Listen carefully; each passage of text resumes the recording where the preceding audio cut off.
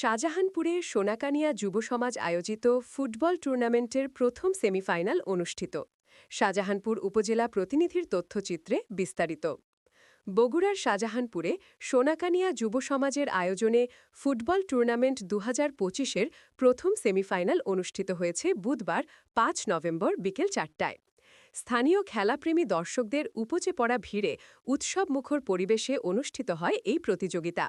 অনুষ্ঠানে সভাপতিত্ব করেন শাহজাহানপুর উপজেলা যুবদলের যুগ্ম আহ্বায়ক এম মতিন, সহসভাপতিত্ব করেন আড়িয়া ইউনিয়ন যুবদলের যুগ্ম আহ্বায়ক বজলুর রশিদ এবং পুরো আয়োজনটি সঞ্চালনা করেন সাবেক ছাত্রনেতা নাজিবুর রহমান। খেলার প্রধান অতিথি ছিলেন বিশিষ্ট ব্যবসায়ী ও ন্যাশনাল সিডস কোম্পানির চেয়ারম্যান শাহাদাত হোসেন। তিনি খেলোয়াড়দের উৎসাহিত করে বলেন, এই ধরনের টুর্নামেন্ট যুব সমাজকে খেলাধুলার প্রতি অনুপ্রাণিত করে এবং সমাজে সৌহার্দ্য গড়ে তোলে। টুর্নামেন্টের প্রধান পৃষ্ঠপোষক হিসেবে উপস্থিত ছিলেন শহর যুবদলের সাংগঠনিক সম্পাদক সৌরভ হাসান শিবলু।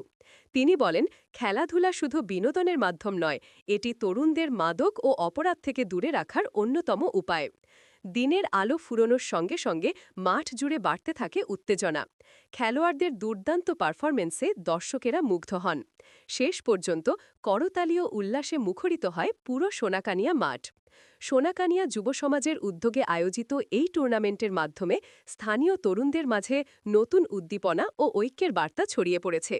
অনুষ্ঠানে বক্তারা যা বলেন, সেই খেলাধুলাকে উজ্জীবিত রেখে প্রত্যেকটা গ্রামে, প্রত্যেকটা অঞ্চলে আমরা একটা করে যুব সমাজের উদ্যোগে এই ক্রীড়া সংগঠনের মাধ্যমে যুব সমাজকে নষ্টের পথে না যেতে দিয়ে ভালো পথের দিকে ধাবিত করার জন্য খেলাধুলাকে আমরা প্রজ্ঞাধীন রেখে আমরা আরাফাত রহমান কোকর স্মৃতিকে আমরা সজাগ রাখার জন্য সবার প্রতি আহ্বান জানাই।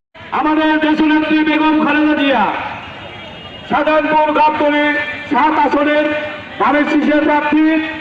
বরাবর আপনারা এর অতীতেও বেগম খালেদা জিয়াকে সর্বোচ্চ ভোটে এই আসনে এমপি করেছেন।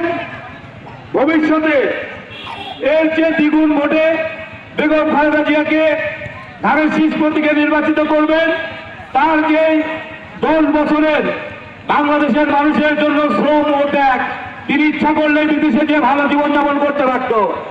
আমার মা, আপনার মা, আমরা যদি চাইতাম কবে তাদেরকে বিদেশে পেরে দিতাম। আমরা চিন্তা করতাম আমার মা ভালো থাক। তারেক রহমান কিন্তু বাংলাদেশের জনগণের কথা চিন্তা করেছে, তার মায়ের কথা চিন্তা করেনি। এই কথাটা আমাদের সবাই যারা ভোটার আছি আমরা সবার কানে কানে পৌঁছে দিতে হবে।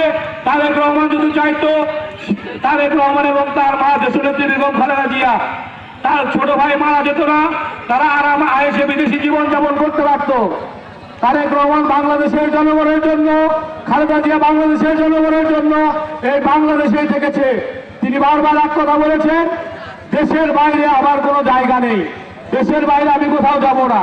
সেই মাকে কিভাবে পারবো আমরা তাকে কাঁদাতে, কিভাবে তাকে কষ্ট দিতে? প্রিয় উপস্থিতি, আমি বলতে চাই বাংলাদেশের জনগণ বেগম খালেদা জিয়াকে সর্বোচ্চ ভোটে নির্বাচিত করবেন এবং বাংলাদেশের জনগণ যদি চায় আগামী রাষ্ট্রপতি বেগম খালেদা জিয়া হবেন ইনশাল্লাহ।